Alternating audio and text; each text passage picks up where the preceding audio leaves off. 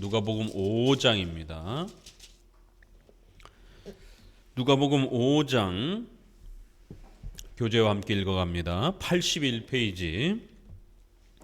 5장은 베드로, 야고보, 요한을 부르는 장면이 소개가 됩니다. 이제 제자들을 부르는 장면이 나옵니다. 이 12사도를 부른다라고 하는 것은 이 땅에 신약의 교회를 세워가는 그리스도의 아주 중요한 사역이다라는 것을 명심하셔야 됩니다. 유독 복음서에서 12사도를 부르는 장면, 또 그 다음에 70인의 제자를 부르는 이러한 장면들이 상당히 많이 소개가 됩니다.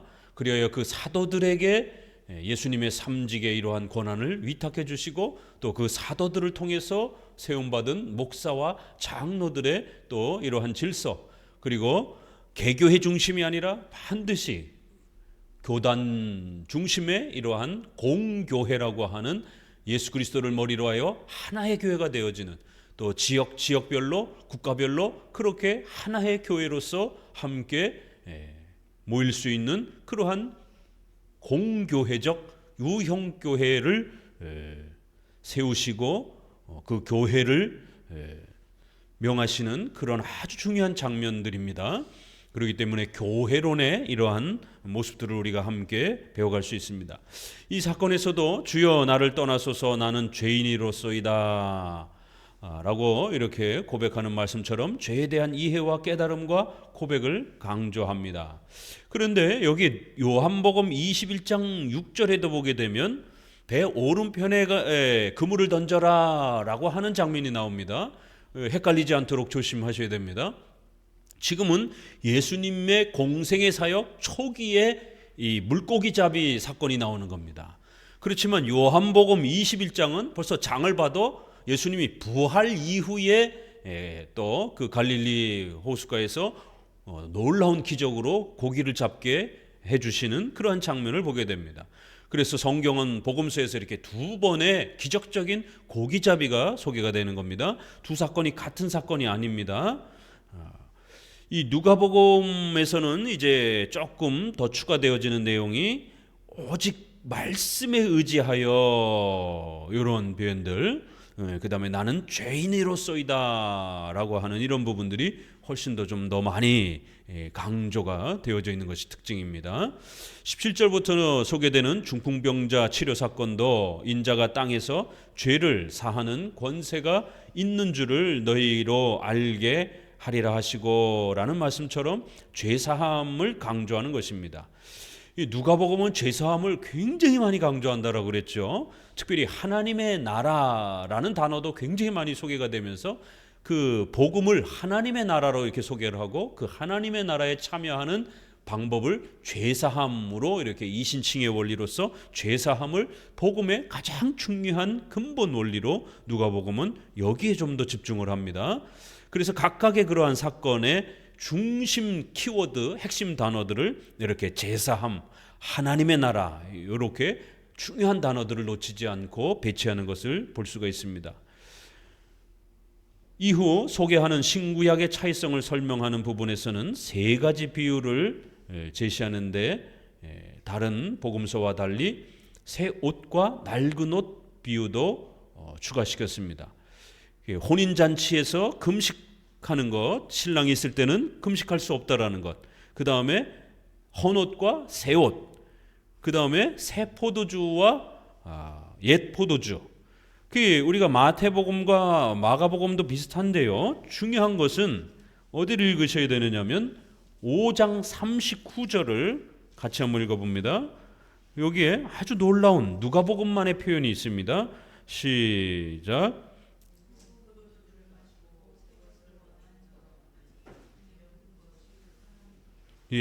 많은 복음주의 교회에서 이 본문을 신약만 강조하는 복음이 더 중요한 것이다 이러면서 구약을 율법으로 무시하는, 신약이 더 중요하고 구약은 쓸데없는 것이다, 복음이 중요하고 율법은 쓸데없는 것이다, 이렇게 율법과 복음을 대립관계로 해석을 하려고 할 때 이 구절을 굉장히 많이 사용합니다. 새 술은 새 부대에 부어야 된다, 옛 것은 지나가 버렸다, 이런 식으로. 그러나 누가복음에는 묵은 포도주를 마시고 새 것을 원하는 사람이 없다는 거예요. 이건 굉장히 놀라운 표현이죠. 우리가 다른 복음서를 보게 되면 마치 새 것이 더 좋은 것처럼 이렇게 표현되어 있어요. 그렇지만 누가복음에서는 묵은 것이 훨씬 더 좋은 것이다 이렇게 표현을 하는 겁니다. 포도주 같은 경우는 그렇다라는 것이죠. 그래서 오래된 포도주를 먹고 새 것을 찾을 사람이 없다라는 거예요. 왜냐하면 포도주는 묵히면 묵힐수록 훨씬 더 좋은 것이기 때문에. 그래서 묵은 것이 더 좋다 이렇게 표현한다라는 거예요. 이러한 그 포도주 비유에 대한 추가 설명을 남겨두었습니다. 그렇기 때문에 이 새 옷과 헌옷, 새 포도주와 옛 포도주, 또 신랑과 또 신랑을 이룰 때의 금식 문제, 잔치와 금식 문제, 이러한 부분들은 구약과 신약의 각각의 역할, 또 율법과 복음의 각각의 역할이 있는 것이다. 그리고는 이제 새로운 시대가 왔기 때문에 또 그러한 새로운 시대에 그리스도의 이러한 복음의 또 그 위대함과 독특함들을 잘 또 깨닫고 이해해야 된다. 하나님은 율법과 복음을, 구약과 신약을 우리에게 이렇게 주셔서 구원의 위대한 역사를 성취시켜 주셨다. 이러한 율법과 복음, 구약과 신약의 이러한 각각의 쓰임새, 조화 관계를 언급하는 것이지 옛것은 필요 없고 새 것이 더 중요하다라고 하는 이러한 형태들은 주로 누가 해석하느냐면 제세례파가 구약은 행위로 구원받고 신약만 믿음으로 구원받는다 그러면서 구약에 관해서 굉장히 적대적 관계를 보였습니다.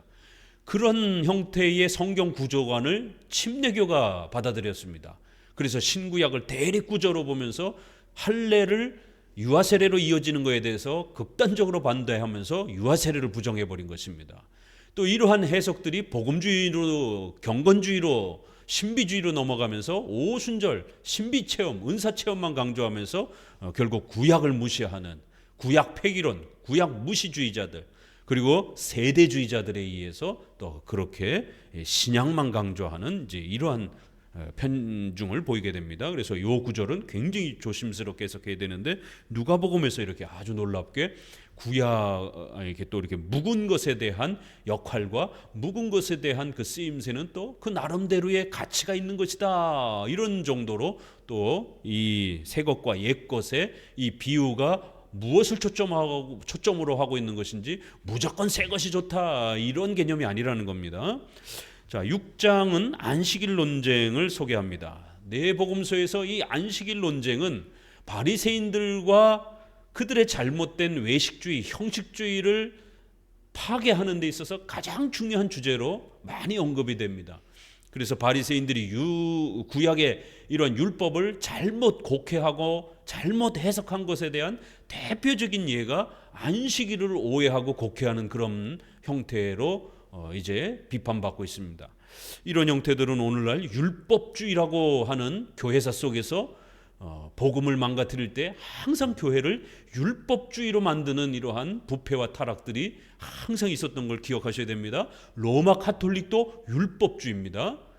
그리고 또 오늘날 다양한 형태의 복음주의권 내에 율법주의가 있고 또 우리 개혁주의권 내에도 하이퍼 칼비니즘, 또 엄격한 생활을 구원의 증거로 자꾸만 이렇게 엄격주의로 끌고 가려고 하는 이러한 또 회중파 계열의 청교도, 이러한 계열에서 율법주의 성향을 보이는, 이렇게 성경에 어디 써, 이런 문자적으로 어디 써, 이렇게 해서 성경적으로 해야 된다라고 강조하면서 그 성경적으로의 개념을 단순 문자 개념으로만 축소해서 접근하다 보니까 오히려 성경을 파괴하면서 신앙생활을 경직되게 만들고 신앙의 이러한 부분들을 아주 협소하게 만드는, 그래서 성도들의 신앙의 이 풍요로움들을 파괴하는 이런 율법주의가 복음을 위협하고 복음을 망가뜨리는데 얼마나 큰 위해가 되는지 항상 조심해야 된다는 겁니다.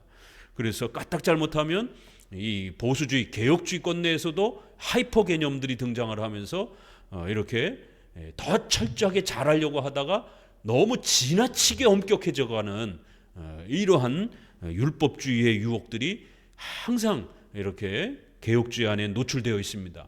복음주의권내는 세속주의의 위험성이 항상 노출되어 있어요. 세상과 교회가 기준이 없이 너무 널널한 거예요. 그렇지만 개혁주의, 보수주의는 항상 율법주의에 노출되어 있음을 명심하셔야 됩니다. 성경적으로 개혁해야 되고 철저히 해야 되고 엄격하게 해야 되는 건 맞아요. 그러나 그렇다고 해서 폐쇄적으로 극단적으로 이렇게 하게 되면 율법주의가 된다라는 겁니다. 율법을 잘못 오해한 바리새인들을 책망하면서 율법의 규정에는 원칙 개념과 예외적인 부득이함이 구별되어야 한다고 가르쳐 주셨습니다.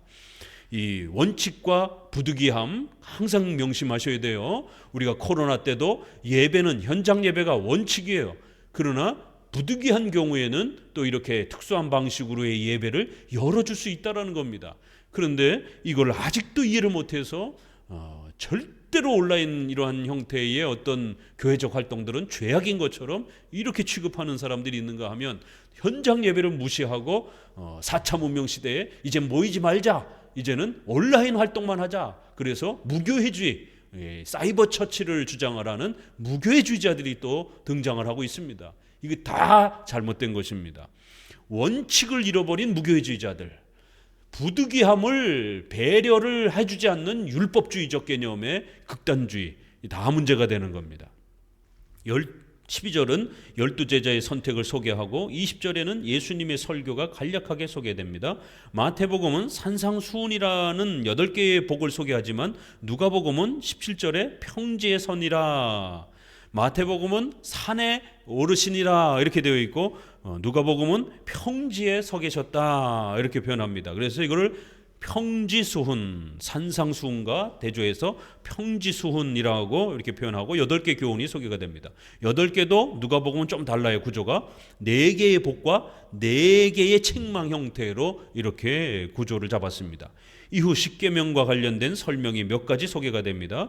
기독교 윤리의 토대가 되는 황금률이 마태복음 7장 12절에서 소개된 것처럼 남에게 대접을 받고자 하는 대로 너희도 남을 대접하라고 이렇게 누가복음에도 선언합니다. 6계명과 8계명에 대한 이제 이러한 그 설명을 구체적으로 이제 이 평지수훈의 내용으로 소개를 합니다. 아무것도 바라지 말고 빌리라, 그리하면 너희 상이 클 것이요 라고 약속합니다. 이 약속에서는 상급론에 대한 중요한 표현이 나옵니다. 기독교 윤리의 본질은 인간의 공로가 아니라 모든 것이 오직 하나님의 은혜에 기초합니다. 하지만 인간은 제2원인으로서의 윤리적 책임을 가지고 있기 때문에 하나님께서는 인간의 행동을 섭리의 수단으로 사용하셔서 상벌을 집행하십니다. 공로의 수단은 아닙니다. 알미니안주의자들처럼 공로의 개념으로 우리가 하나님을 도와줘야 된다 이렇게 생각하게 되면 신인 협력주의가 되는 거예요. 그러나 우리는 섭리의 수단으로 하나님께서 우리의 의지를 사용한다는 것을 꼭 기억하셔야 됩니다.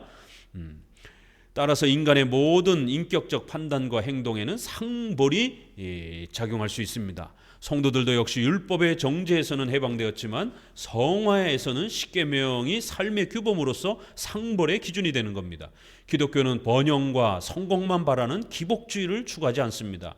하지만 십계명에 순종하는 선을 행하면 신앙적 복뿐만 아니라 생활의 복도 상급으로 얻습니다.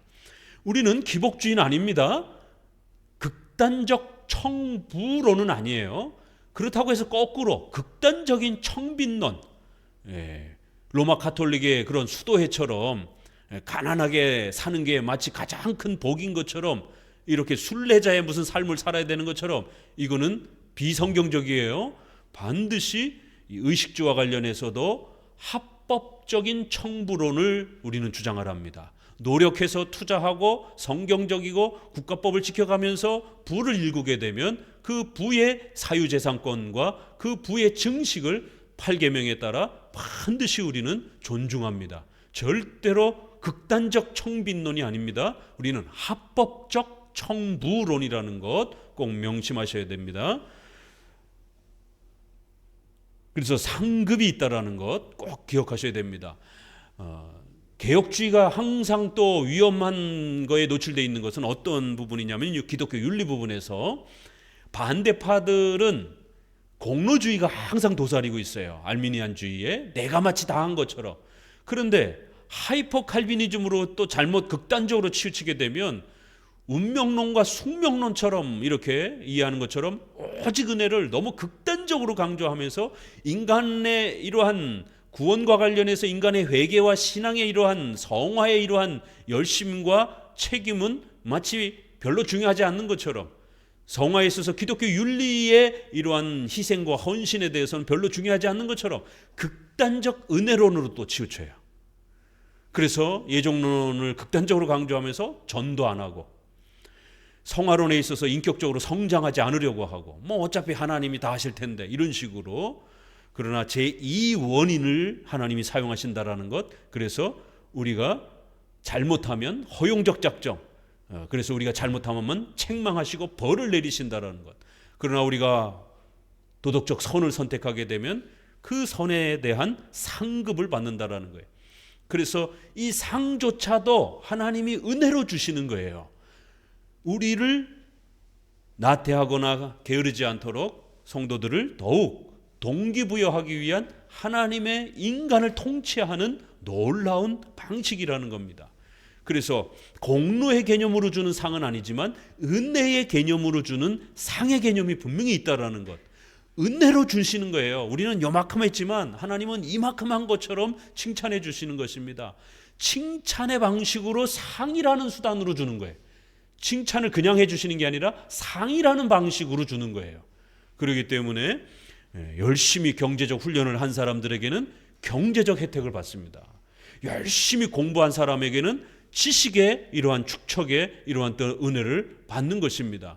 또 열심히 연애하고 열심히 또 청춘들이 자신의 또 몸을 가꾸고 그러게 되면 결혼이라는 축복을 받게 되는 것이에요.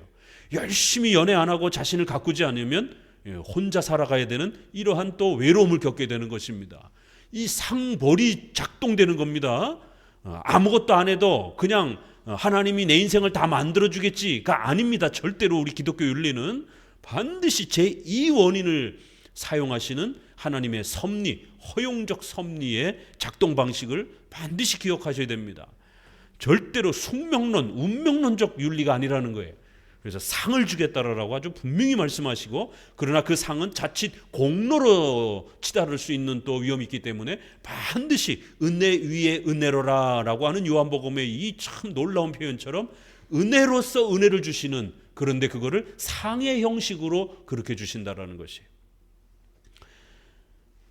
기독교는 거기 읽었고요. 39절 이후에는 내게 나와 내 말을 듣고 행하는 자마다 누구와 같은 것을 너희에게 보이리라는 말씀처럼 십계명에 순종하는 삶의 중요성을 재차 강조하기 위해서 나무와 열매, 반석, 흙 위에 집 비유를 제시합니다. 이렇게 반석 위에 지은 집, 모래 위에 지은 집, 이런 비유.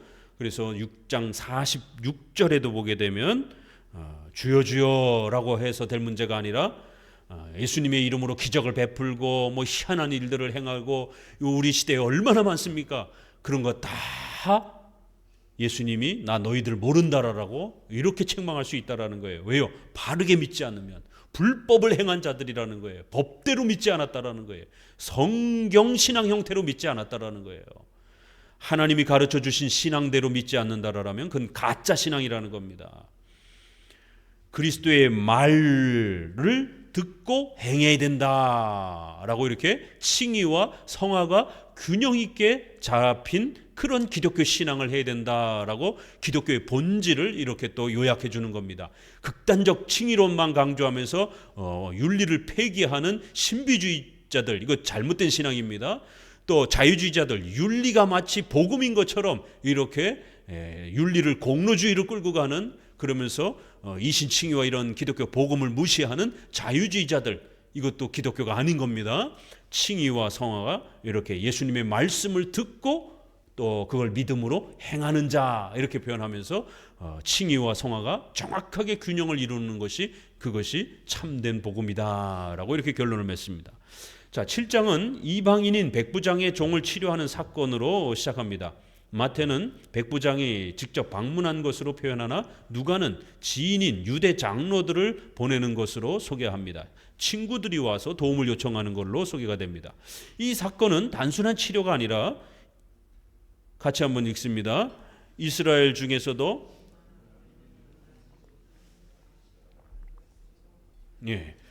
이방인 중에 치료의 이 기적 그리고 또 구원의 혜택을 받는 사건이에요. 누가복음은 어디에 초점을 맞췄다고 그랬죠?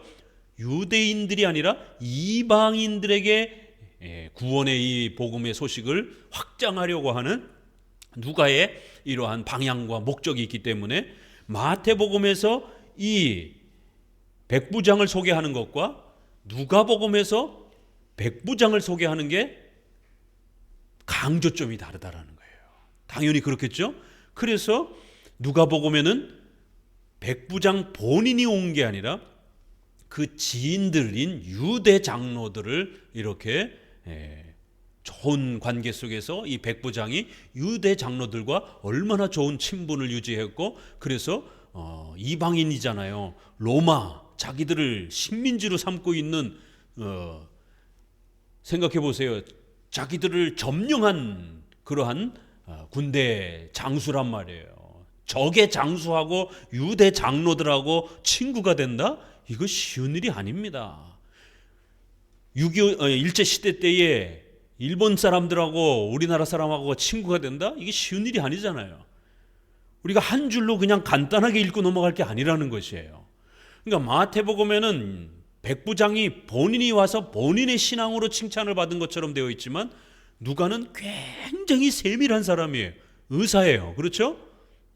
그래서 그 단어 하나를 선택하고 쓰는 데 있어서도 이방인들을 좀 더 고려하고 이방인들이 하나님의 복음에 얼마나 놀랍게 초대가 되었는지에 대해서 이방인들이 더욱 감격스럽게 듣고 그리스도께로 나올 수 있도록 이렇게 이방인들의 헌신과 수고를 하나님께서 외면하지 아니하시고 기뻐하신다라는 것을 그 단어와 그 장면을 아주 상세하게 서술하면서 결국 마태복음은 결국 백부장이 친구들을 보낸 거가 결국 백부장의 신앙 고백으로 전체적으로 본 거예요. 그러나 누가는 의사이기 때문에 또 아주 세밀한 사람이기 때문에 그렇게 대충 표현할 수가 없는 거예요. 정확하게 백부장의 친구들이 왔다. 근데 그 친구들이 누구냐면 유대 장로라는 거예요. 그래서 로마 장수였지만 얼마나 이 이스라엘의 신앙을, 유대교의 이러한 이스라엘 신앙을 존중하고 그 유대 장로들을 존중하면서 그 유대 장로들로부터 배웠던 구약의 이러한 많은 가르침들, 메시아에 대한 이 소망과 이 구약의 성경을 얼마나 적극적으로 사랑하고 있었는지를 엿볼 수가 있는 것입니다. 그래서 이스라엘 중에 이만한 믿음을 만나볼 수 없었다라는 말은 자세히 보면 여러분이 유대인이면 굉장히 기분 나쁜 말이에요. 그렇죠? 유대인 중에는 이러한 이방인의 백부장 수준도 될 만한 믿음도 하나도 없다라는 거예요. 얼마나 무시하는 말씀입니까? 이게 유대인들에게는. 이 바리새인들이 들었을 때는 굉장히 기분 나쁜 소리죠.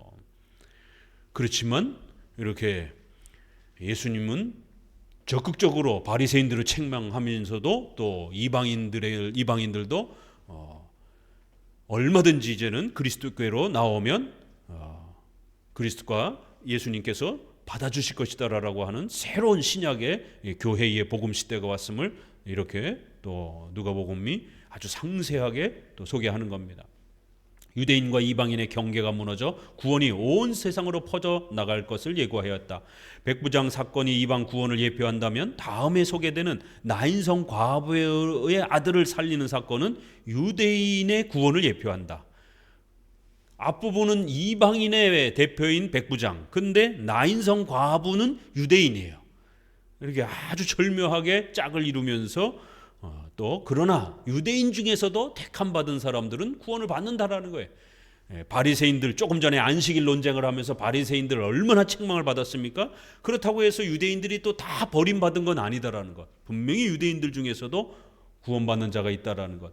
세례 요한의 제자들과 나누는 대화는 앞서 언급했던 신구약의 차이성을 다시 한번 재차 설명합니다. 예수님은 여자가 낳은 자 중 요한보다 큰 이가 없도다. 그러나 하나님의 나라에서는 극히 작은 자라도 저보다 크니라 하시니라고 언급하여 요한은 구약적 질서에서 보면 가장 훌륭한 선지자라고 칭찬하셨다. 구약의 마지막, 형식적으로는 말라기지만 결국 그 시간적으로는 요한이 예수님 직전에 온 선지자니까 구약의 마지막 선지자요, 또 예수님을 직접 본 선지자니까 가장 그 예언의 깊이와 위대함이 가장 풍성하다라는 것이죠. 그러나 신약적 질서에 보게 되면, 신약적 시작에서 보게 되면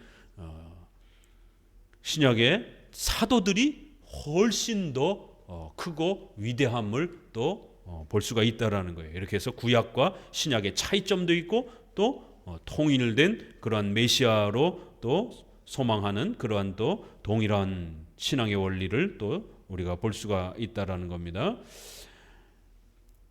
요한은 여전히 구약적 질서 아래 있는 사람에게 예수님이 오신 후에 신약적 질서 아래 있는 성도들보다 작다는 것입니다.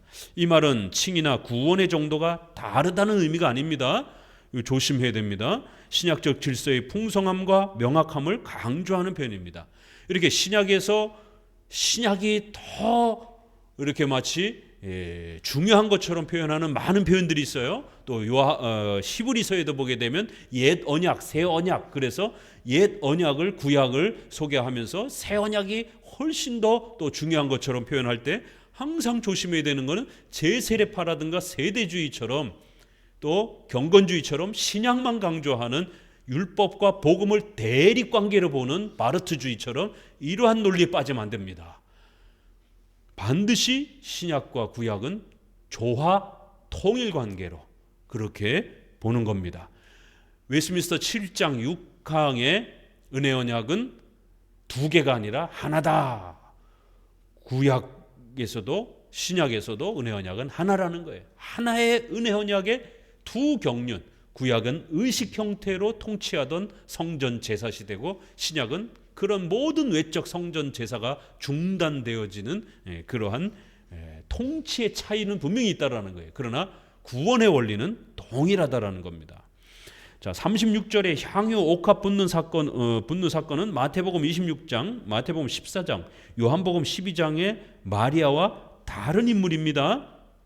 요거는 누가복음에서만 소개를 합니다. 이것은 베다니에 사는 나사로의 여동생인 마리아가 예수님의 장례를 준비하는 내용입니다. 세 복음서에서 있는 내용들은 그래서 뒷장에 주로 소개가 돼요. 그렇지만 누가복음은 공생의 초기에 소개가 되는 거예요. 갈릴리 지역의 한 여인의 구원에 대한 내용입니다. 마리아가 향유를 붓는 건 예수님의 장례를 강조하는 그런 사건이지만 여기서 이 여인이 기름을 붓는 사건은 이 여인의 구원받은 것에 대한 그 감격스러움을 표현합니다. 왜냐하면 이 여인은 아주 더러운 여인, 이 헬라어 단어가 주로 창녀와 관련돼서 쓰는 그러한 여인이었고 그런 여인이 와서 예수님을 섬기는, 그래서 그가 죄사함 받은 것에 대한 구원의 이 감격스러움을, 자, 누가복음은 어떤 여자까지 소개를 하고 있어요? 창녀까지 소개를 하고 있어요. 그래서 많은 대상들이 구원받은 케이스 바이 케이스 형태로 어떤 사람까지 구원받을 수 있을까? 이런 이제 우리가 질문을 가지고 이렇게 접근을 해도 참 재미있을 정도로, 야, 이 정도까지 사람도 구원을 받았다고?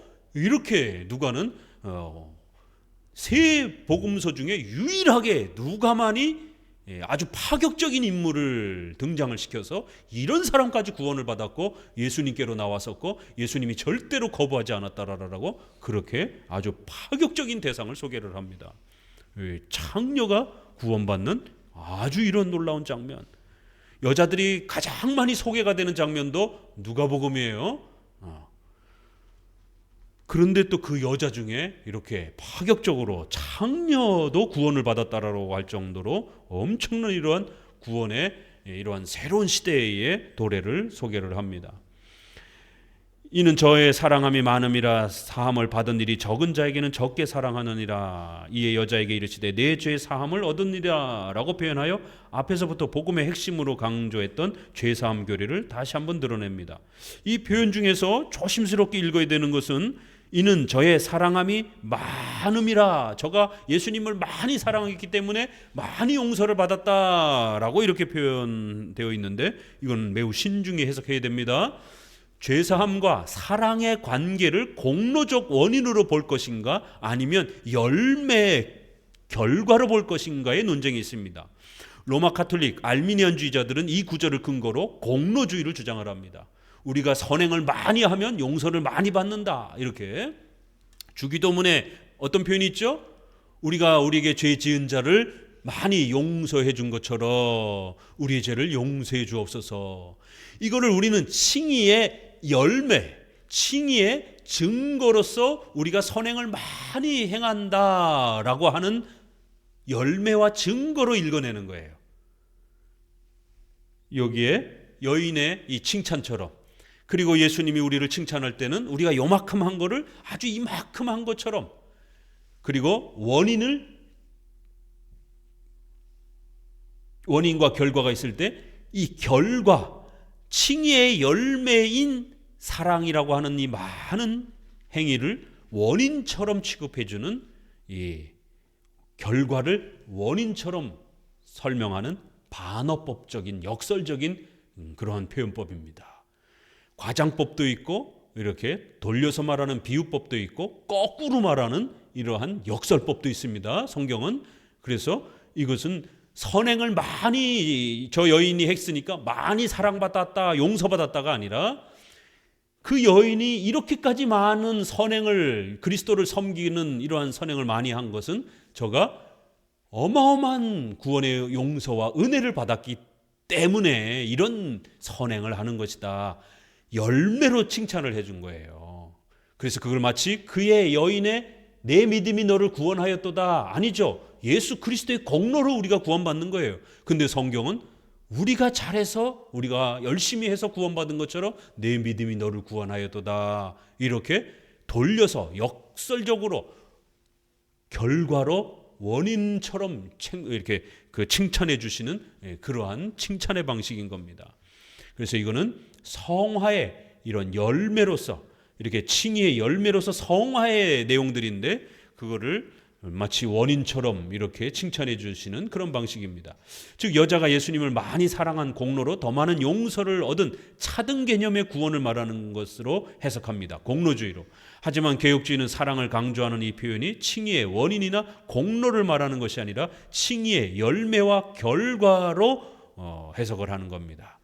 예수님은 우리의 믿음을 격려하고 칭찬해 주기 위해서 내 믿음이 너를 구원하였으니 라는 말씀처럼 결과를 원인처럼 이렇게 칭찬해 주시는 것입니다. 칭찬의 방식이 아까 또 뭐 있었죠? 상처럼 칭찬해 주시는 것이에요. 때로는 원인처럼 칭찬해 주시는 거예요. 이런 훈련들을 자꾸 해야 됩니다. 그런 표현들이 성경에 굉장히 많이 있기 때문에 그래요. 이런 표현이 나올 때마다 알미니안주의자들이 봐라, 문자적으로 우리가 선행을 해야 용서받는다고 나오잖아. 우리가 이렇게 선행을 많이 했기 때문에 용서를 받는다라고 하잖아. 이렇게 공로주의로 자꾸 접근하려고 하기 때문에 조심스럽게 읽어야 됩니다. 8장은 예수님의 중보사역의 초점이 은사체험이나 사회정의가 아니라 하나님의 나라, 그 복음에 있음을 우리에게 밝혀줍니다. 이제 8장은 하나님의 나라를 선포하며 이제 이렇게 시작을 합니다. 그래서 하나님의 나라는 이제 이런 표현이 상당히 아주 중요한 핵심 단어로 소개가 되는데요. 하나님의 나라는 물질적이거나 사회 정치적인 발전이 아니라 주기도문의 내용처럼 하나님의 뜻인 말씀이 성도들에게 바르게 가르쳐지고 실천되며 유형교회가 세워져 가는 것입니다. 누가는 하나님의 나라의 본질을 명확히 드러내기 위해 씨 뿌리는 비유를 설명합니다. 이런 구조는 이제 마태복음도 비슷하죠. 길가에, 바위 위에, 가시떨기에, 좋은 땅에 떨어진 씨 비유는 말씀의 중요성을 가르칩니다. 누가는 씨는 하나님의 말씀이요, 같이 읽습니다. 그 다음에 이에 마귀가 와서 그들로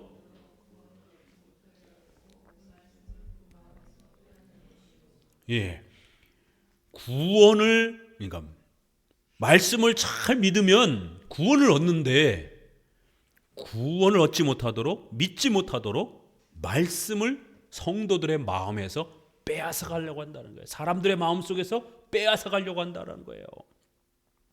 어마어마한 표현입니다. 말씀을 빼앗기는 것은 복음을 빼앗기는 것이며, 복음을 빼앗기는 것은 하나님의 나라를 빼앗기는 것으로 제시하였습니다. 그런데 믿어 구원을 얻지 못하게 하려고 라는 이 마귀의 행동을 아주 정확하고 아주 상세하게 누가만이 밝힌 거예요. 마태복음이나 마가복음에는 그냥 마귀가 빼앗고자 함이라 이 정도밖에 표현이 안 돼 있어요. 그런데 누가는 역시 누가답게 마귀가 하는 행동의 그 본질과 마귀가 무엇을 의도하고 그렇게 성도들을 괴롭히고 사람들을 괴롭히는지 그 마귀의 행동의 아주 구체적인 의도까지 밝혀내고 있는 거예요. 믿어 구원을 얻지 못하게, 이 단어는 누가에게만 들어가 있는 거예요. 그래서 마귀는 이렇게 사람들이 성경을 사랑하고 성경을 배우고 성경을 가까이 대하게 되면 구원이 주어질 수 있기 때문에 온갖 방법을 동원해서 성경을 빼앗으려고 하는 거예요. 교회에 많이 모여라. 교회 모여서 찬양도 하고 뭐 행사도 하고 교회 실컷 모여. 괜찮아. 근데 절대로 교회에서 강해 설교는 하지 마. 교리 공부는 하지 마. 절대로 성도들에게 성경 해석하는 거 가르쳐 주지 마. 그러면 마음 놓고 교회 모여. 이게 마귀의 방식입니다. 오늘날 지금 한국교회는 설교 20분 시대로 돌아갔어요. 강해 설교 교리 공부하는 교회를 찾아볼 수가 없습니다. 온갖 행사와 예배 퍼포먼스로 종교적인 그러한 즐거움을 누리는 그런 교회로 전락해버렸습니다. 이 누가복음이 책망하고 있는 바로 그러한 심각한 상태가 된 거예요. 말씀을 모르면 다 뺏기는 겁니다. 말씀을 소유하면 모든 걸 다 얻는 거예요. 또 누가는 좋은 땅에 있다는 것은 착하고 좋은 마음으로 말씀을 듣고 지켜 인내로 결신하는 자니라고 언급하면서도 좋은 마음을 더 추가하여 말씀을 배우고 사랑하는 성경신앙을 중요성을 강조했습니다. 이번에는 성도들, 사람들 마음, 말씀을 대하는 사람들의 그 마음까지도 이게 의사인 게 이제 이런 데서 드러나는 거예요. 그렇죠? 의사들은 사람들의 이 정신, 생각, 마음 이런 부분을 아주 더 상세하게 이렇게 꿰뚫어 보잖아요. 그래서 여기에서는 말씀을 듣고 지키어, 이건 다른 복음서들도 비슷한데 여기에서는 착하고 좋은 마음, 이렇게 그 사람의 변화되는 마음의 심성의 그 아주 세밀한 부분까지 추적해서 착하고 좋은 마음으로 성경을 대하라는 거예요. 신앙이란 그렇게 착하고 신실한 마음으로, 좋은 마음으로 성경을 사랑하고 믿고 의지하는 거, 그게 신앙이라는 거예요.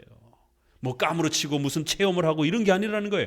착하고 좋은 마음으로 성경을 부정하지 말고 성경을 의심하지 말고 성경을 있는 그대로 사랑하면서 성경을 좋아하는, 말씀을 듣고 지키어 인내로 결실하는 것. 이 성경신앙이 아주 정확하잖아요. 일단 설교를 들어야 되는 거예요.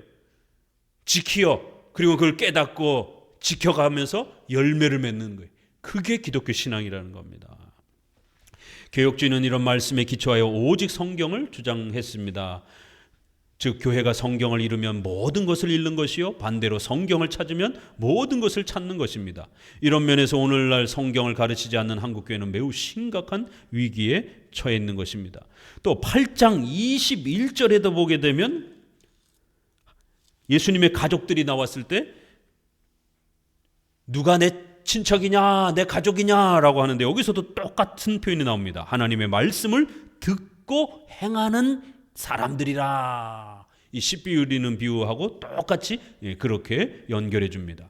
26절에서부터는 귀신 들린 사람들의 치료는 다른 복음서처럼 누가복음도 지극히 높으신 하나님의 아들 예수여라고 표현하여 예수님의 신적 존재를 증명하는 사건으로 소개합니다.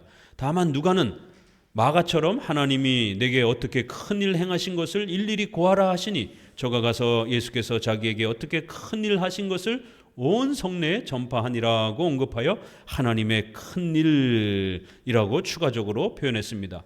죄사함을 얻는 구원은 우리 인간에게 주어진 하나님의 가장 위대한 은혜요 큰 사건입니다. 개혁주의자들은 이 표현에 기초하여 기독교의 핵심을 하나님의 큰일 이마고데이라고 하는 이 바빙크가 평신도들을 위해서 교리학책 하나를 썼는데 개혁교의학을 묶어서 하나님의 큰일, 우리나라로도 언어로도 국어로도 번역되어 있어요. 이거는 꼭 사서 집에 비치해 두시고 읽으셔야 됩니다. 기독교 강요 요약판이에요. 한 권으로 된 개혁교의학 조직신학책 단권으로 요약본입니다. 성도용으로 쓴 거예요.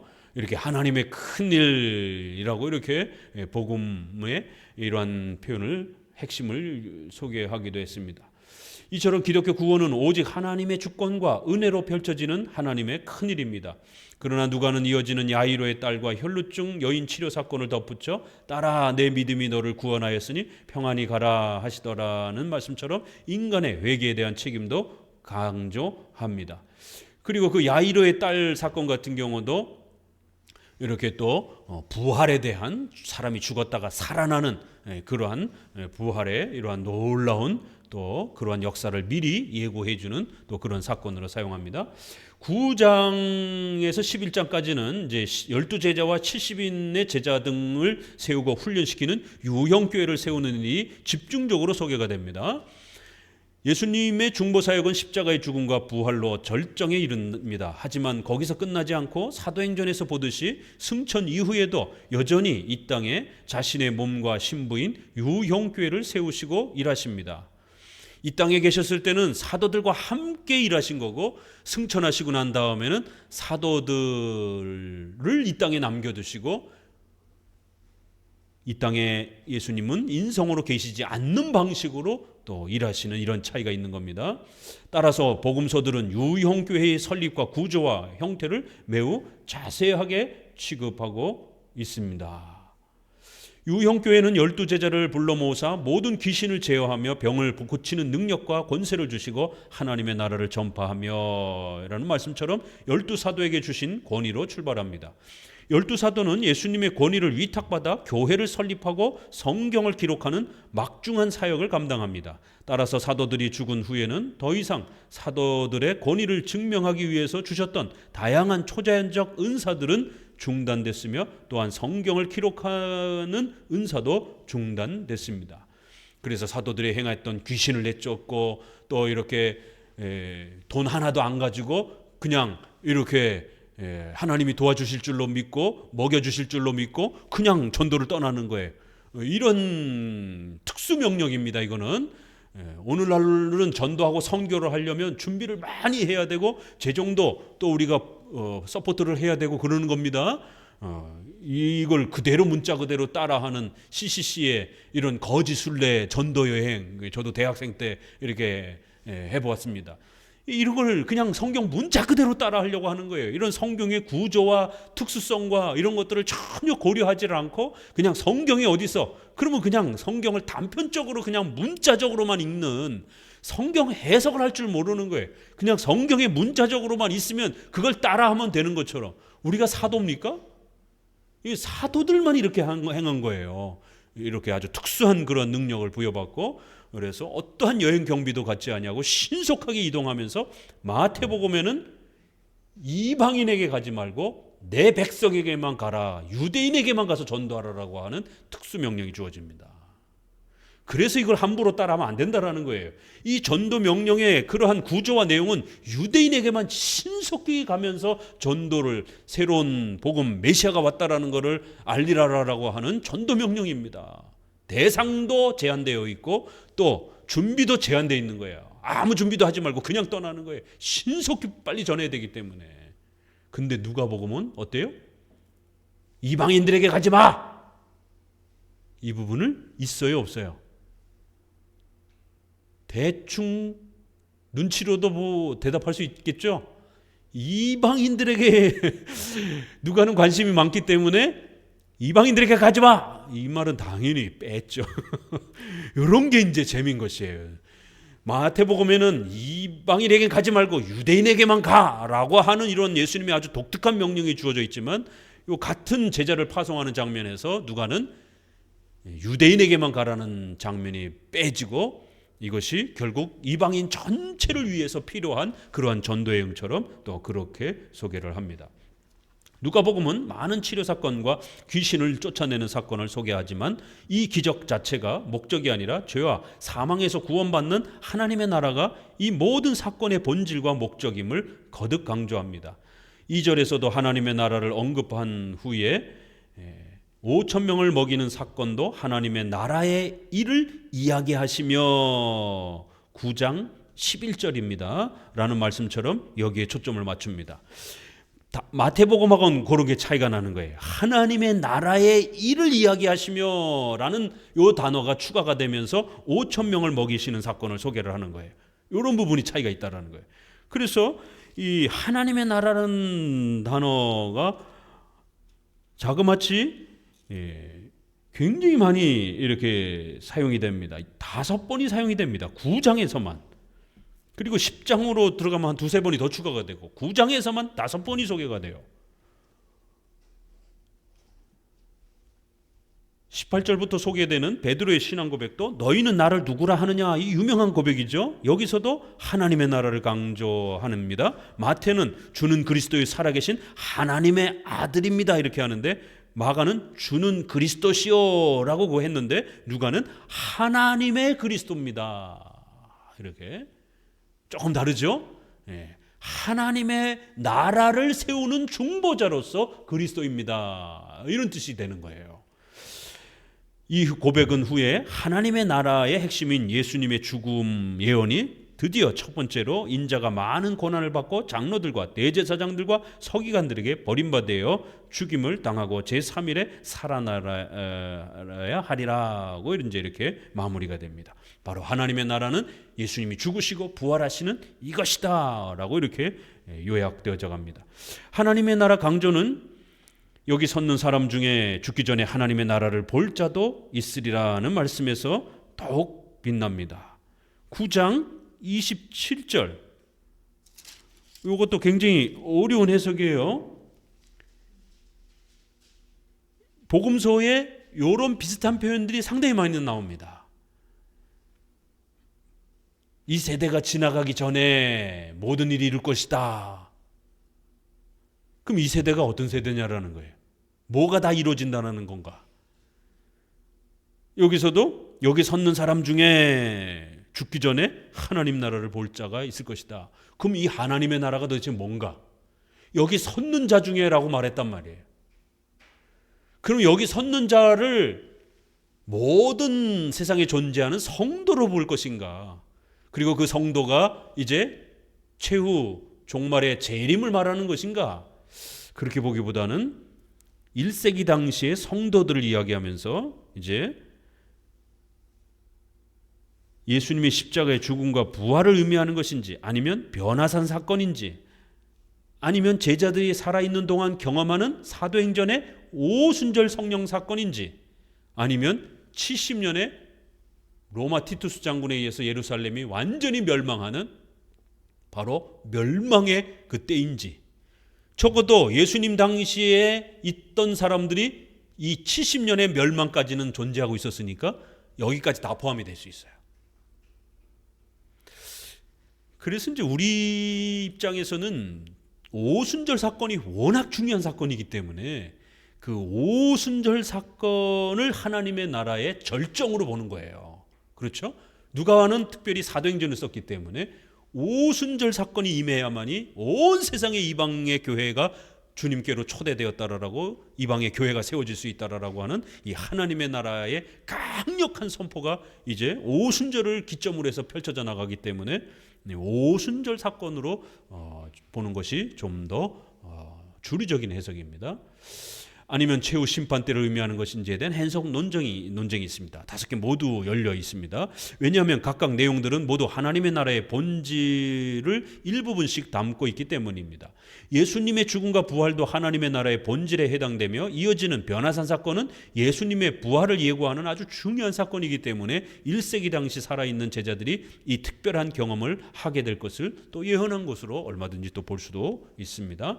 또 놀라운 건 누가는 이 변화산 사건에서 예루살렘에서 별세하실 것을 말씀하실세라고 추가하여 모세와 일리야의 대화한 내용까지도 밝혀줍니다. 역시 누가의 의사로서의 이러한 또 실력이 빛을 발합니다. 그렇죠? 뭔 내용을 얘기했을까? 이 다른 복음서에서는 그걸 말하고 있지 않은데 그냥 대화했더라 이러는데 누가는 예수님이 언제 어떻게 죽으실 것인지를 아주 상세하게 예수님의 죽으심에 대한 내용을 대화했다라고까지 아주 구체적으로 밝히는 거예요. 즉 예수님께서 죽으실 것이 핵심입니다. 예수님의 죽음은 우리의 죄를 제거하기 위한 대속적 희생이기 때문에 하나님 나라의 본질적 내용입니다. 누가는 이어서 인자가 장차 사람들의 손에 넘기우리라 하시되라고 언급하여 2차 순환 예언으로 이제 또 포인트를 딱 잡아줍니다. 제자들은 여전히 하나님의 나라를 물질적, 사회적, 정치적인 이런 성격으로 오해하고 있습니다. 그래서 이제 싸우는 장면들이 자꾸 나와요. 그래서 예수님은 어린아이 하나를 예를 들어서 겸손과 간용을 가르칩니다. 또 누가는 2개의 이렇게 외에 관용에 대해서 하나 더 이렇게 추가합니다. 51절부터 이렇게 소개되어지는 이제 이러한 그 장면들. 그러니까 이제 이러한 그 장면에서 사마리아 마을에 이제 이렇게 들어가는 이제 이러한 장면. 그리고 야고보와 요한이 이를 보고 예수님을 사마리아 사람들이 받아들이질 않으니까 우리가 불을 명하여 하늘로부터 내려 저들을 그냥 싹 멸해버릴까요 예수님? 이래버린 거예요.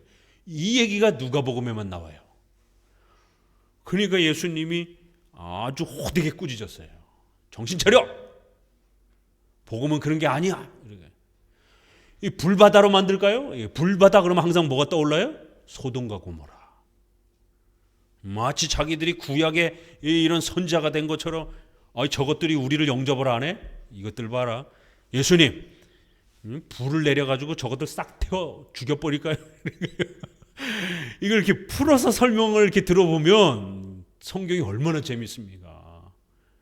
그러니까 하나님의 나라를 무슨 폭력으로 이렇게 막 사람들을 갖다가 우리 말 안 들으면 우리 교인들 영접 안 하면 그냥 막 전차로 다 그냥 깔아 뭉길 것처럼 이런 폭력으로 지배하는 것처럼 제자들이 야고보와 요한이 아직 복음을 충분하게 이해를 못하고 있는 거예요. 예수님이 주시고자 하는 나라는 그런 불바다 나라가 아니라는 거죠. 영적인 나라라는 거예요. 그래서 책망을 받고 얘들아 좀 자제해라. 그러니까 오늘날 신비주의자들 하나님의 나라가 막 까무러치고 막 떼굴떼굴 굴르고 막 그리고 국가 정치적인 걸로 막 국가를 뒤집어 엎고 막 이렇게 생각할 때에 호되게 야단 맞는 거예요. 하나님의 나라는 그런 게 아니야. 차분히 앉아서 성경 배우고 성도들이 변화되어 인격이 변화되고 십계명을 나아가서 실천하면서 국가와 사회를 변화시키는 그런 인격적 영적 영향력이지. 그렇게 무슨 데모크래시를 통해 가지고 으쌰으쌰 하면서 운동해 갖고 막 협박하고 운동하고 막 이런 게 아니라는 겁니다. 근데 지금 오늘날 기독교가 그렇게 가고 있잖아요. 쭉 내려서 특히 누가는 예수님께서 승천하실 기약이 차감해라고 독특하게 말하여 예수님의 승천까지 하나님의 나라로 포함시켰습니다. 승천교리는 예수님의 높아지심의 4개 중 3번째에 해당되는 중요한 교리입니다. 하나님 보좌 우편으로 승천하신 예수님은 사도행전에서 보듯이 이 땅에 유형교회를 세우시고 성령의 역사를 통해서 다스려 가십니다. 57절부터 소개되는 제자의 자세를 가르치는 마지막 권면도 하나님의 나라를 전파하라라고 하는 명령 아래에서 쟁기를 잡고 뒤를 돌아보는 자는 하나님의 나라에 합당치 아니하니라 이렇게 소개하면서 3명의 어떤 사람 이렇게 소개를 합니다. 그래서 어떤 사람이 나와서 이렇게 예수님 제가 하겠습니다. 그러면서 바로 예수님을 따르진 않는 이렇게 자꾸만 주저주저하는 이제 이러한 세 부류의 사람들을 소개하면서 이렇게 이런 사람들은 신앙이 아니다라고 이렇게 아주 엄히 책망을 하는 것입니다. 10장은 70인의 제자 파송으로 시작합니다. 제자들이 전한 복음은 하나님의 나라가 너에게 가까이 왔다라는 말씀처럼 죄사함을 받는 하나님의 나라입니다. 70인의 제자들은 12사도와 더불어 신약교회의 유형교회를 설립하고 세워야 하는 급박한 사명을 가지고 있었기 때문에 돈이나 여행에 필요한 물건을 준비하지 말고 지역마다 속히 전도하며 순회 사역을 감당해야만 했습니다.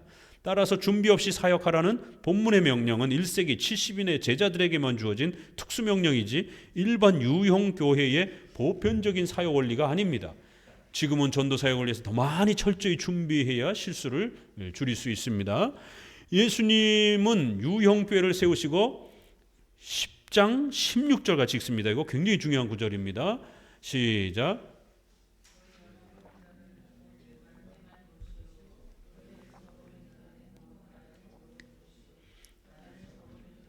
나 보내신 이를 저버리는 것이니라 하시니라. 이런 비례관계, 하나님이 예수님을 보내셨고 예수님은 사도들을 보내고 사도들은 또 목사들을 세운 것이지. 그래서 비례관계가 형성이 되는 거예요. 역설적 비례관계가. 목사들이 합법적으로 합당하게 전하는 말씀을 무시하면 사도들을 무시하는 거고, 사도들의 권위를 무시하는 거고, 사도들의 권위를 무시하면 예수님을 무시하는 거고, 예수님을 무시하면 하나님을 거부하는 것이. 우리가 유스 디비눔 신적 권위 배웠죠? 이렇게 예수님은 사도들에게 권위를 허락해 준 거예요. 말씀을 전하고 그 말씀을 듣고 안 듣고의 여부에 따라 구원 유무가 결정되도록 그 권한을, 신적 권위를 위탁해 주셨습니다. 그리고 이제 사도들이 다 죽고 난 다음에는 사도들이 세운 목사들에게 그 삼직을 위탁해 주신 것이에요. 그래서 목회자가 전하는 이 하나님의 말씀을 성도들이 하나님의 말씀으로 듣지 아니하면 구원의 이런 부분들이 열리지 않는 것입니다. 하나님의 말씀으로 들을 때에 구원의 역사가 일어나는 거예요. 매고 푸는 권세가 같이 또 연결이 되는 거예요. 당회를 통해서 징계로 묶으면 하늘에서도 묶이는 거예요. 이 땅에서 당회를 통해서 세례를 주고 구원의 이런 확증의 표시를 주면 또 구원의 이러한 보증과 표시가 하늘에서도 인정되어진다라고 하는 매고 푸는 권세도 이렇게, 여기는 설교의 권세를 말하는 것이죠. 신적 권위를 교회에 위탁해 주시는 유스 디비눔에 대한 아주 중요한 구절입니다. 따라서 예수님의 승천 이후에는 유형교회 지도자들이 예수님이 맡겨주신 권위를 위탁받아 설교하고 가르치고 훈계합니다. 이 위탁된 신적 권위를 개혁주에서는 유스 디비눔이라고 합니다. 개혁주 안에서도 장로교는 이 신적 권위를 강조하지만 독립적 자유를 강조하는 회중파 계열의 청교도들은 부정합니다. 이 설교의 신적 권위를 인정하지 아니하면 어떤 일이 벌어져요? 하나님의 말씀으로 안 듣게 되는 거예요. 제자들도 사람이잖아요. 그래서 그 제자들이 쓴 성경, 제자들이 전해는 말씀을 하나님의 말씀으로 안 들으면 어떤 일이 벌어져요? 똑같은 일이 벌어지는 겁니다. 사람이 전하는 거, 사람이 쓴 거를 어떻게 하나님의 말씀으로 받아들일 수 있겠어요? 이 신적 권위를 존중해야만이 사도들이 남긴 그 성경을 하나님의 말씀으로 우리가 받아들일 수 있는 겁니다. 또 그리고는 이제는 목회자들은 성경을 쓰지 않지만 그 성경을 바르게 해석해서 말씀을 전하면 하나님의 말씀으로 받아들이셔야 되는 거예요. 목사님의 생각이지 이렇게 자꾸만 밀어내시면 안 되는 겁니다. 목사님이 뭔가를 성경적으로 권면하면 그건 목사님 생각이지 라고 이렇게 밀어버리시면 안 돼요. 그러면 결국 여러분들은 하나님의 뜻을 파악해가는 데 있어서 아주 협소해지고 결국 궁핍해지는 겁니다. 목회자가 설교를 통해서도 또 개인적 상담과 신방을 통해서 이게 하나님의 뜻입니다. 이렇게 가는 게 하나님의 뜻입니다라고 끊임없이 권면합니다. 그럴 때 그건 목사님 생각이지라고 하면서 밀어버리면 어떻게 하나님의 뜻을 구체적으로 펼치며 적용할 것이에요. 성경에는 문자적으로 없는 부분들도 많은데, 성경에 문자적으로 표현되어 있지 않은 많은 부분들을 우리가 또 필요로 하는 부분이 많잖아요. 이 유스 디비눔 설교의 이 신적 권위를 존중해야만이 성경에 문자적으로 없는 부분들을 여러분들이 찾아갈 수가 있는 겁니다. 하나님의 섭리 가운데 주 안에서 결혼하라라는 말은 있지만 당장 교회 안에서 여러 후보자가 있을 때 누구랑 결혼해야 될지에 대한 신중한 결정들을 어떻게 할 겁니까? 목사님하고 함께 의논하면서 결정해 가는 거예요. 여러분 사업을 하려고 투자를 하려고 하는데 성경에 뭐 어디 주식에 투자하라 또 뭐에 투자하라 있습니까?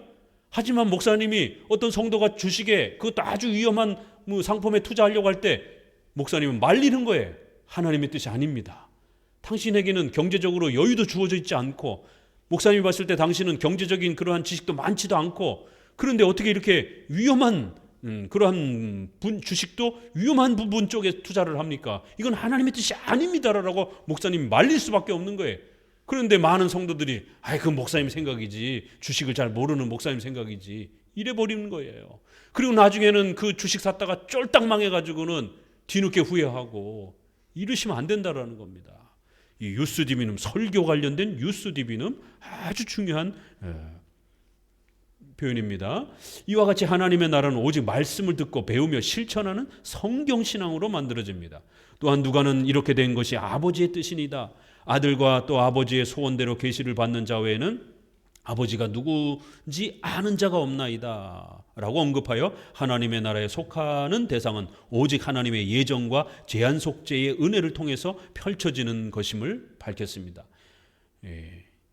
하나님의 예정된 자들이 하나님이 부르신다라는 것, 또 하나님이 부르신 자들에게만 그리스도의 은혜를 준다라는 것, 이런 제한 속죄의 개념이 복음서는 이렇게 표현되는 겁니다.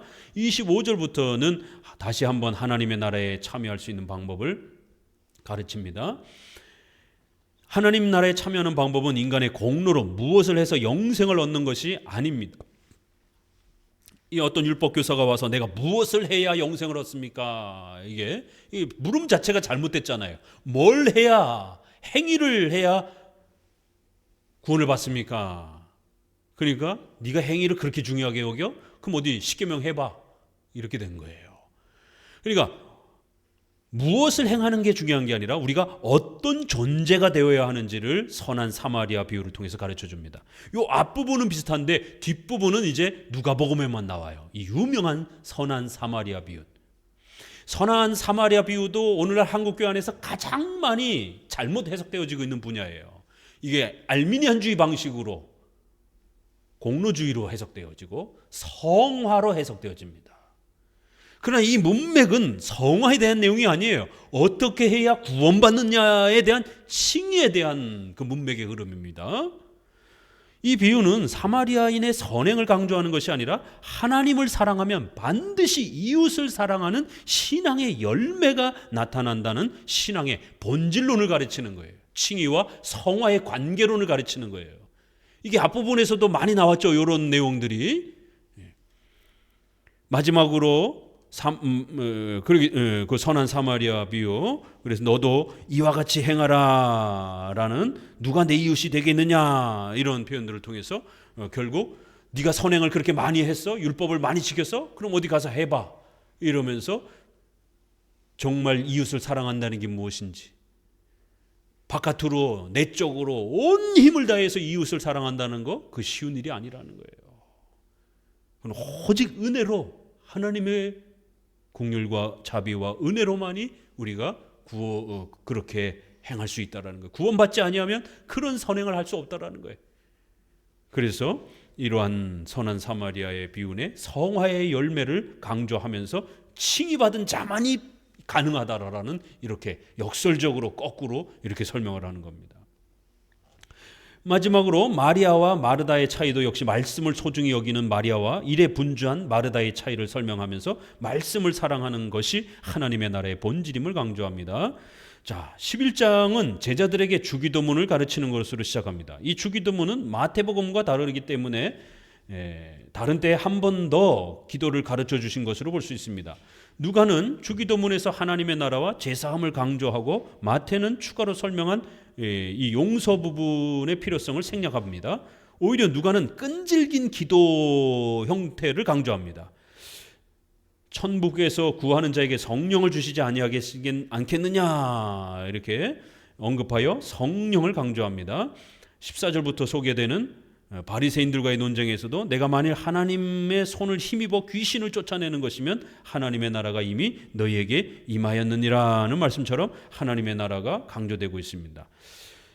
여기에서도 이렇게 귀신을 내쫓는 이러한 그 역사를 예수님이 지금 행하면서 메시아로서 신적 권능을 행하는 그리스도가 지금 이 땅에 계시다라는 거예요. 그러면 하나님의 나라가 지금 너희 가운데 임해 있다라는 것을 깨달아야 된다라고 이렇게 바리새인들을 책망하는 겁니다. 27절에서도 하나님의 나라를 육신적이고 혈통적인 것으로 오해하는 것을 책망하십니다. 오히려 하나님의 말씀을 듣고 지키는 자가 복이 있다라고 이렇게 또 이야기합니다. 이제는 마리아를 향해서 당신을 임신한 저 마리아는 더 복을 받겠지요? 이제 이래버린 거죠. 예수님을 이렇게 잉태했으니까. 그게 아니라는 거예요. 말씀을 듣고 지키는 자가 예수님을 잉태하는 것보다 더 중요한 것이다 라고 이렇게 아주 파격적으로 말씀을 듣고 지키는 것이다.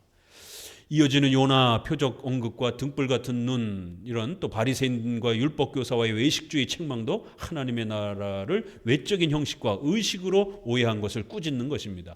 특히 화 있을진저 너희 율법교사여 너희가 지식의 열쇠를 가져가고 너희도 들어가지 않고 또 들어가고자 하는 자도 막았느니라는 책망은 굉장히 무서운 겁니다.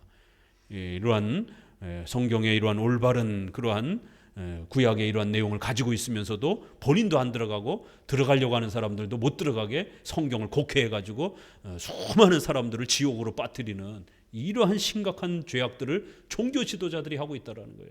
오늘날도 성경을 가르치지 않고 성경을 곡해하고 성경을 잘못 해석해서 수많은 사람들에게 전도의 기회를 망가뜨려 버리고 오히려 지옥으로 떨어지게 하는, 이렇게 교회로부터 더 멀어지게 하는 이런 일들이 벌어지고 있는 겁니다. 하나님의 나라에 들어가는 것을 방해하는 자들에게는 하나님의 무서운 정죄와 진노가 있을 것입니다.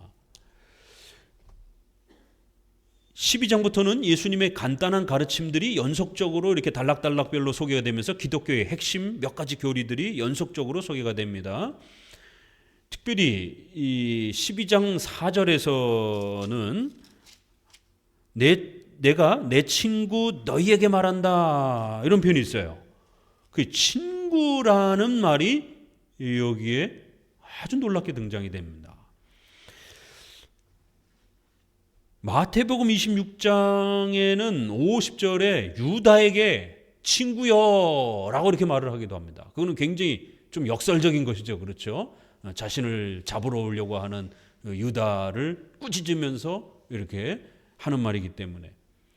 요한복음 15장 정도 15절에서는 너희를 친구라 하였다 이렇게 좀 간접 화법 형태로인데, 누가복음은 직접 화법으로 내가 내 친구들인 너희들에게 말한다 이렇게 예수님이 우리를 친구라고 명한 아주 놀라운 표현이 누가복음에 이렇게 들어옵니다.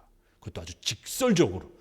다른 복음서들은 이렇게 둘러 말하는 거예요. 친구라고 말했다 뭐 이런 식으로. 그런데 예수님은 내가 너희를 친구라 했다, 내 친구들인 너희들에게 부탁한다 말한다, 이런 아주 놀라운 우리 성도들에 대한 최고의 호칭으로서 예수님의 신부, 예수님의 친구, 형제, 이런 표현.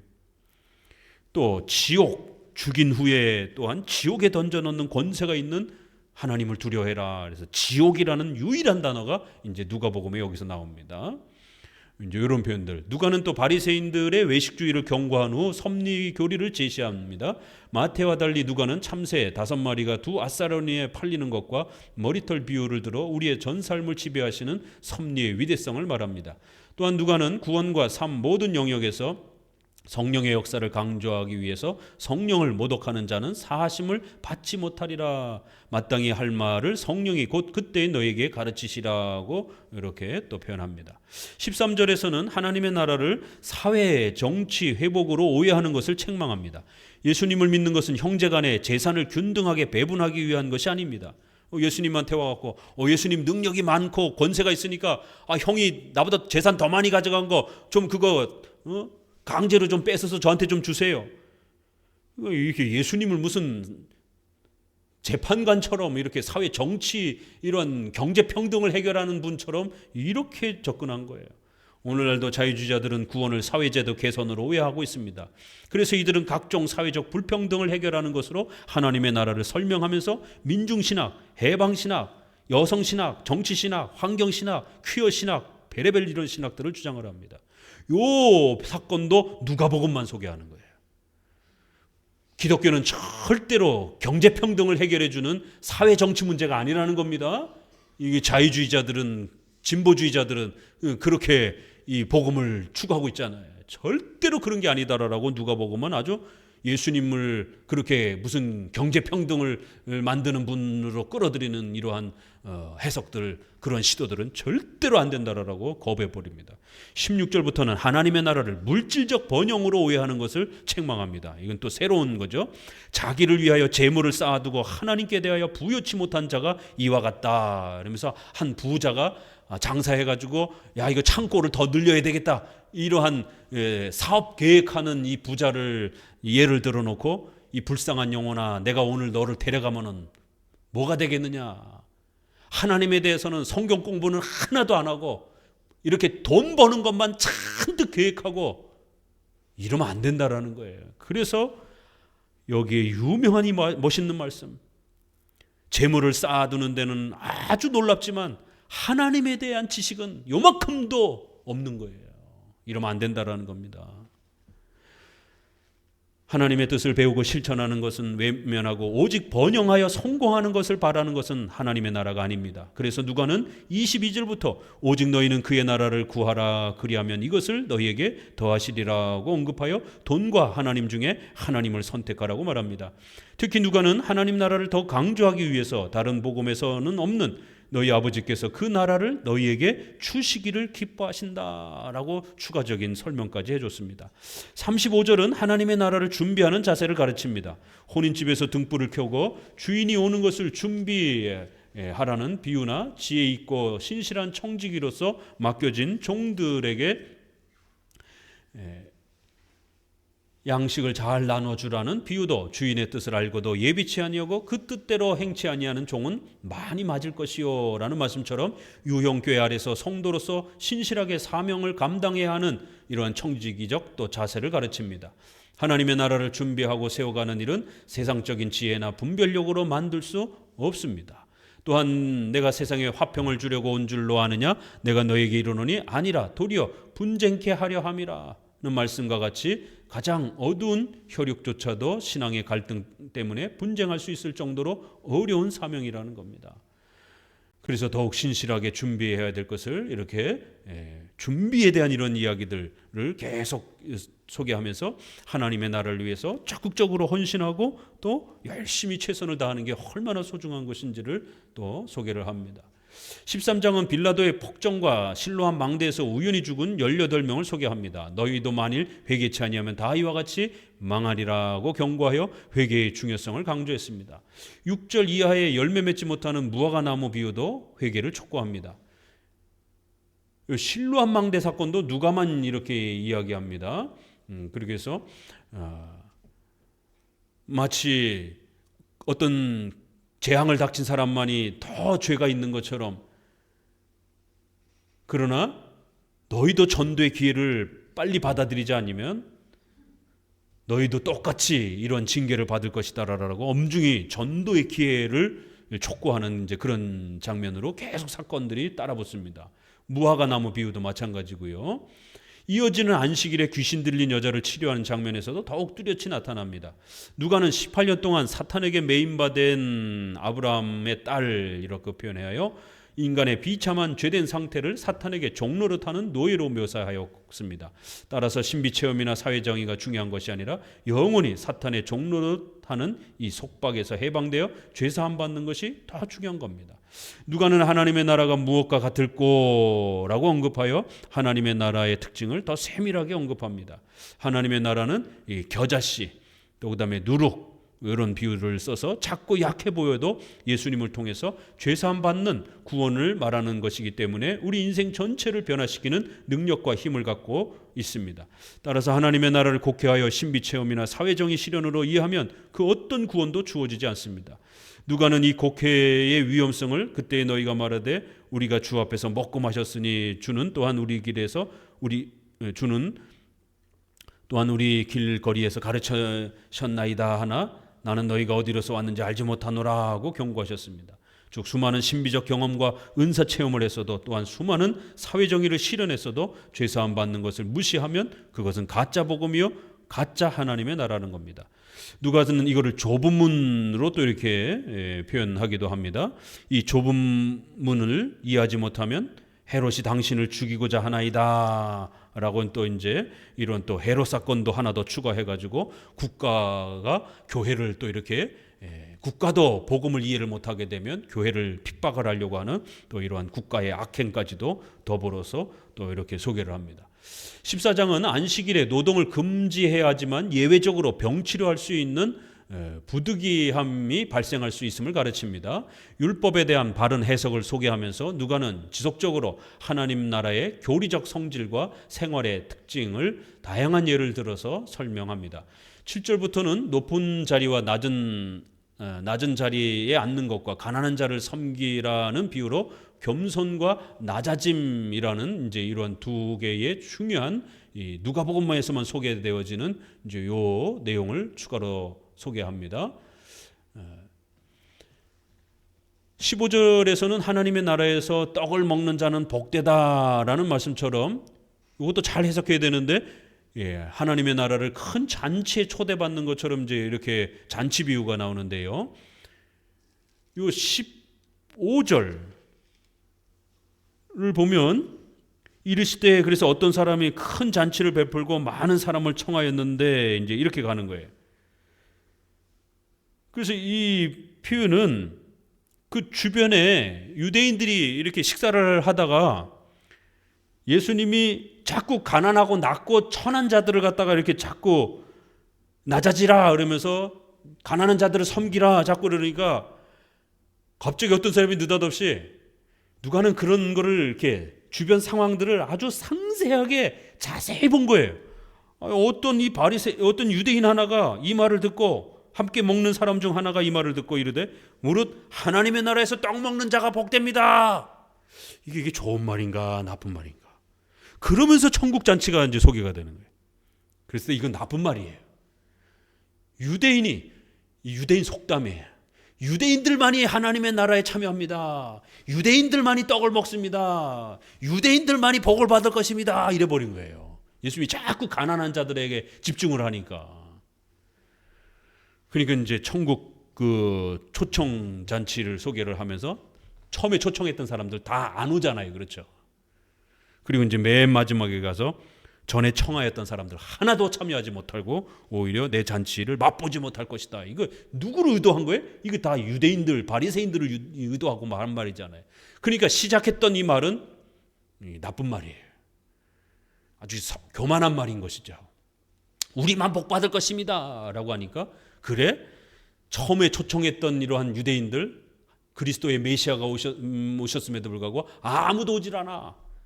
처음에 초청받은 자들은 내 잔치를 맛보지 못할 것이다 라고 하면서 아주 엄하게 책망을 하는 겁니다.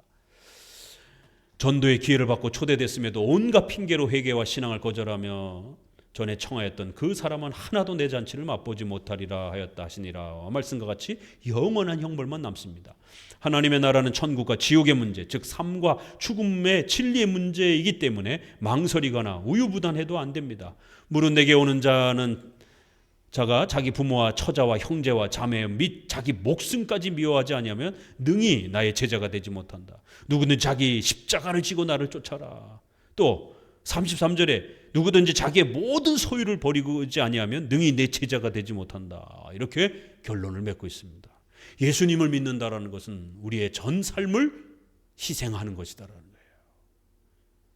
이게 기독교라는 겁니다. 하나님의 나라에 참여하기 위해서는 우리의 전생애를 걸고 신속히 결단하고 예수님을 받아들여야만이 살 수 있다라고 이렇게 14장까지 이렇게 마무리를 하고 있습니다. 오늘은 여기까지만 14장까지만 하도록 하겠습니다. 기도합니다.